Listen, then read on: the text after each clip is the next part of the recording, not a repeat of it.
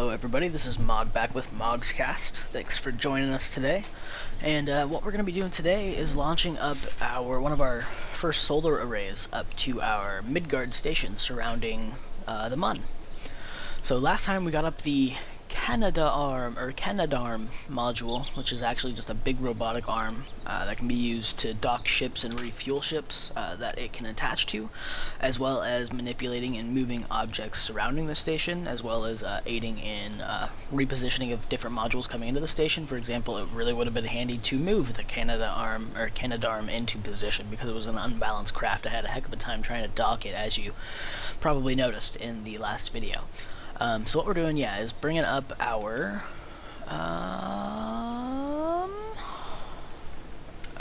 solar array, which apparently I haven't moved over. I'll be right back. Okay, and we're back. I've moved it over from my simulator file. I had it saved in, so I just had to move that craft file over. And this is our solar array that we're going to be docking onto the sides of the station. May or may not need the robotic arm for this, but we shall see. So here it is, the big solar array. Now I'm not using struts because this is more similar to what the ISS in real life actually uses. So this is what I use. It's a similar structured fuel sludge system with the solar panels off of it. So just launching this up, and I probably should have checked for the Mun. That's okay, whatever. Getting close to our first drop tank, being out of juice. There it goes, drop that off. Now it turns out, in the last video I had mentioned the possibility that I didn't have quantum struts installed on the Canadarm. Turns out I do. They just, for whatever reason, weren't activating properly, and they were hidden inside that conversion piece, the little cone to go down, the step down in size. So I got those all activated. It's super stable now, which is really nice. The whole station is super stable because of the quantum struts holding it at those key connector points. So it works really well. And oh, I'm not watching my thrust. At least I got the gravity turn timing right. If it's not one thing, it's another. Okay. So in position to do that gravity turn, I'll just have some higher upward velocity, which is fine, I guess. It's a waste of fuel because I was pushing too hard against the thicker atmosphere. I wasn't being as efficient with my fuel usage. And this is unmanned. There's no crew on this. I never even mentioned the crew on the last one. I'll have to check on that. I haven't got it all edited up yet, so I'll check on that and actually make sure to put them in the credits like I usually do. And here comes the drop of these tanks. There they go. And as you can tell, this thing is actually not very stable. I was gonna say it's pretty stable, but no, that is incorrect. It's very light, so I'm actually already up to about 80 apoapsis, so I'm gonna go ahead and start pushing that out, get some orbital velocity going before we hit around the 100 mark. And another thing I have to be aware of when using this craft is making sure that I'm not thrusting super hard up in this zero gravity too quickly. Like I can, it's fine. Oh, and there's the moon, of course. Let's go ahead and let's just start pushing out to the moon, maybe. What do you guys think? We're gonna go ahead and give this a shot.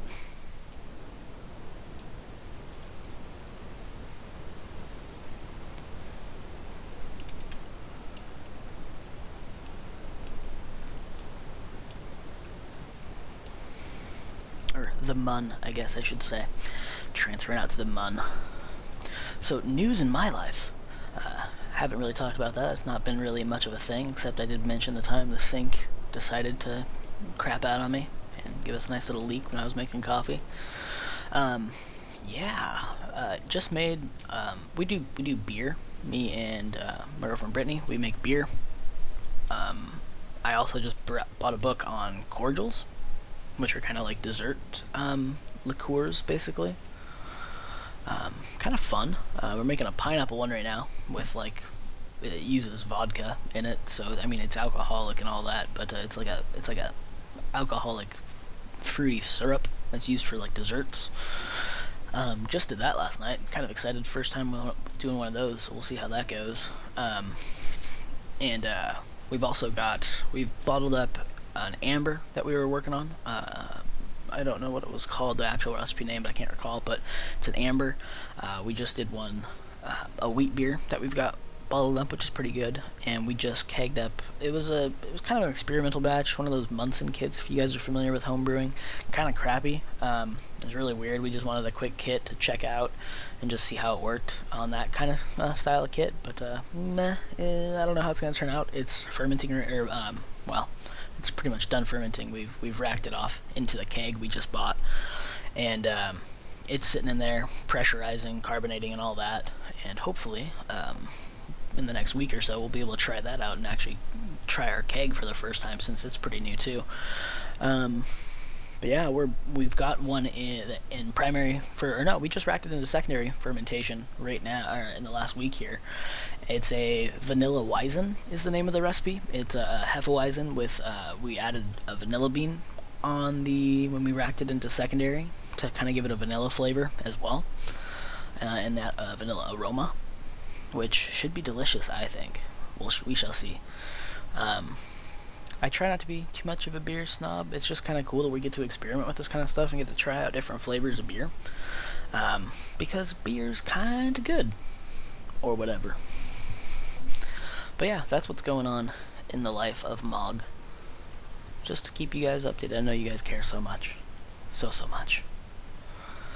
But looks like we've got an intercept for the Mun. Let's go ahead and push on out to that, because who wants to listen to me yak? Not many people. And I'm going to adjust our inclination when we hit orbit. Has anybody else been getting these with the new updates? I'm seeing like moon stuff from other planets. I'm not used to seeing that. Is that new? Is that supposed to happen? I don't even know. Okay, so there we go. I'm going to burn out there in a little bit here and get this going.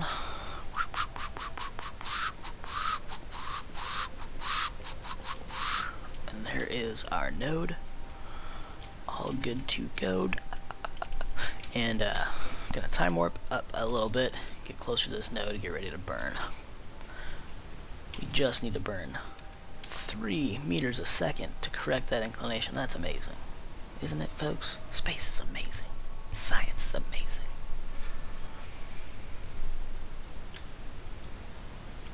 Okay, we are in position. Just gonna push that ahead just a little. Okay.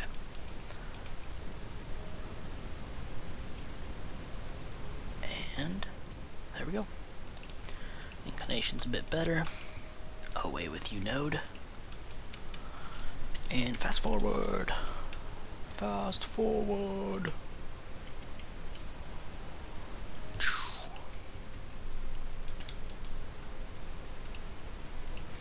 Targeting Midgard. As you can see, I have name changed it. And target the Mun. Or focus the Mun, I guess. And do our capture burn. Capture burn. Boom, boom. Good enough. And start. Oh, I'm still time warp. No wonder. There's our node. Get repositioned and ready for that.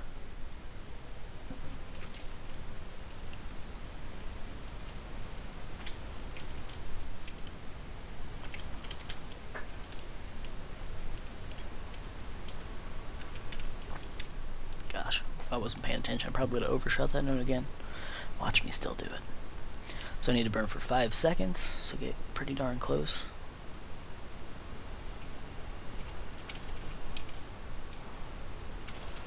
Okay, here we go.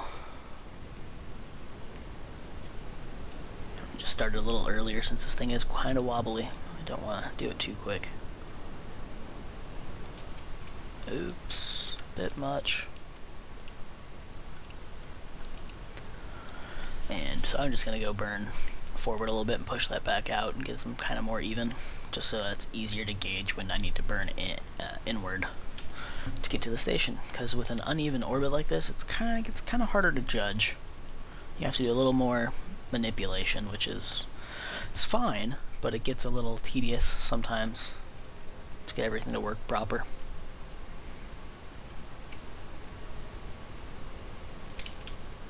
Turn on RCS, come to a stop on the prograde, at least pretty close to.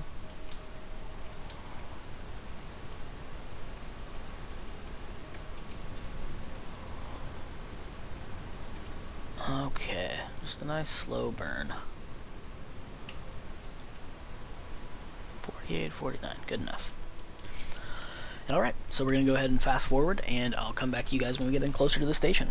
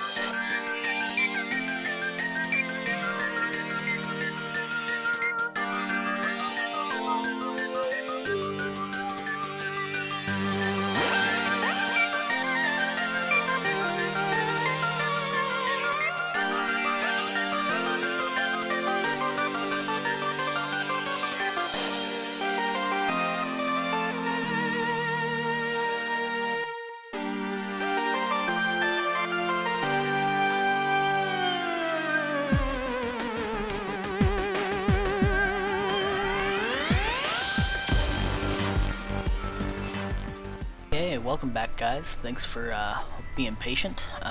Here we are coming in for our docking with the station. Didn't look like I had to use the Canada arm. It'll be great for moving things around that are already connected to the station, like disconnecting and repositioning things as I need to, because I've definitely needed to do that already a bit. Be it with just rotating parts a little bit, that kind of stuff, but yeah, comes in handy, and it's just kind of cool to have, I think, too. And being used as a refueler also is very cool, I think.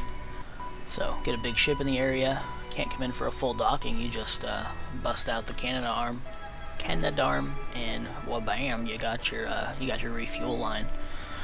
So there we go, all docked in. Now, one thing I didn't do with these solar arrays is actually put quantum struts, which I think is going to be a mistake overall on my behalf, but it is what it is. We'll deal with it as things progress.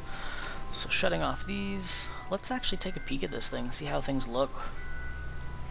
Now, I think I've mentioned in an earlier video, this is kind of modeled after the ISS. I wanted to have the solar arrays on the outside and all the core components on the inside. So that's one half of the solar arrays that we're going to have, all nice and docked. Now, why don't we do a little spacewalk? I've noticed Brinstar specifically wanted me to do some passenger transfers, I do believe, between ships. While I don't have another ship up here just yet, I can at least do some spacewalks for you and do that kind of stuff. So who do we want to take out? Looks like, yeah, these are all new guys. New guys for the Midgard station. Folks that you guys haven't seen before. Well, you've seen them in other videos, obviously, but whoa, that was almost a terrible idea. That solar array is really wobbly. That's okay. That's okay. Whatevs. Thank God for physics time warp, yeah? Okay. So there we go.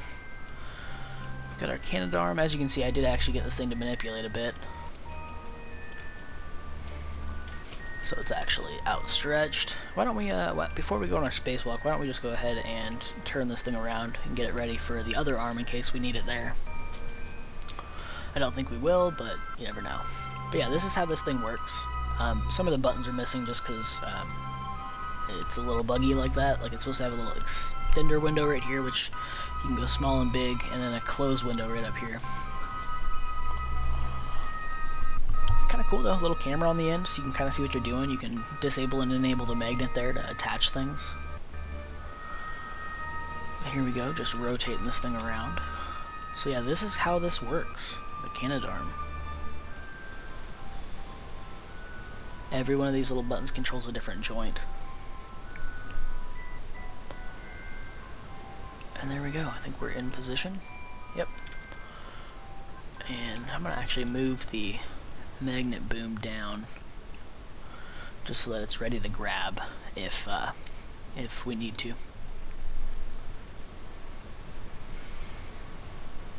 This does take a little bit, but yeah.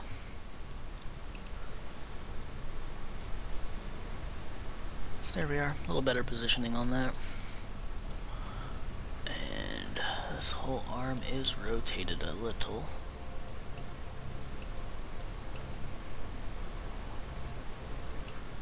There we go. Now it's ready to grab that other solar array if need be.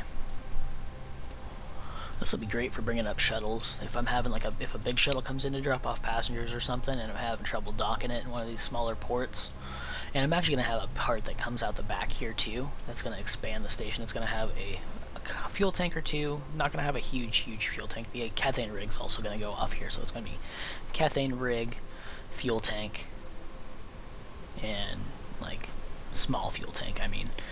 Or maybe I'll do, because it has like a 4-panel array on the sides, maybe I'll do like tank, but small tanks. Just because I'm trying to not make my station lag too much, and this seems to be doing okay now. This is much better than the Orion station is right now. Orion station is very laggy. This isn't half bad. Actually coming in for docking wasn't painful. So okay, that's it for this episode. I'll be doing another one here and getting those posted soon. It does take some time to get editing, but yeah, once again to mention this video as well. I'll be trying to do at least 2 videos a week. So Saturday and Sunday I'll try to release videos. If you guys like to see those longer ones I have been doing that are like close to an hour or above, let me know. I'm not planning to do those anymore. I've been realizing that doing the double launches in an episode takes forever to edit, upload, and code that whole 9. So it takes like a very long time. I had to do an episode, this will be episode 3 episodes ago now, was the last hour, I think, episode. And I recorded it about 9 or 10 o'clock in the morning, and I didn't get it uploaded until close to midnight after editing and encoding and the whole shebang. It takes a while. So I'm going to try to do these short launches, not have to bore you guys as much, but single launches to an episode is what the plan is now. If you guys want that to change, just let me know. I mean, I can still do those hour episodes. It does take a while, but I'll probably still be mostly doing these half-hour, closer to episodes, single launch episodes. And once again, if you guys like seeing these videos, I've got a couple subscribers so far, but please do like, subscribe. It lets me know that people are actually enjoying the videos, and I'll keep making them that way, just so that I have some feedback. Feel free to comment, leave me messages that you guys want to see, for things you want to see in the videos, missions you want me to do. And just to remind you guys, as was mentioned in an earlier episode, we're the first 10 subscribers have the option to get their names added into the game, just the same as Shroom, Shroomoded, A-Dub, Alan Anders, Brinstar, Newsblaze have all gotten. They get Kerbals named. They're over on they're on the surface of the Mun right now. And whoa, look at that! I can see an arch from down up here. I've never actually found an arch. That's cool. That was random. But yeah. So there's that. But yeah, subscribe, like, if you guys are still under the first 10 subscribers. If you guys would like, I will add your names in. You guys can request whatever avatar name you'd like, as long as it's appropriate. And you can request me to send your guys on specific missions too, and I will go ahead and do that with your Kerbals. So if you guys want to see somebody land on Minmus, you guys want to see somebody land out on Duna, Eve, I'll even try to do like those other planets that I've never actually been to before. Just as a note, in reference to that, I've only ever been to Kerbal, the Mun, and Minmus. I've sent probes out to Duna and Ike, but I've never landed. That's my progress so far in playing this game.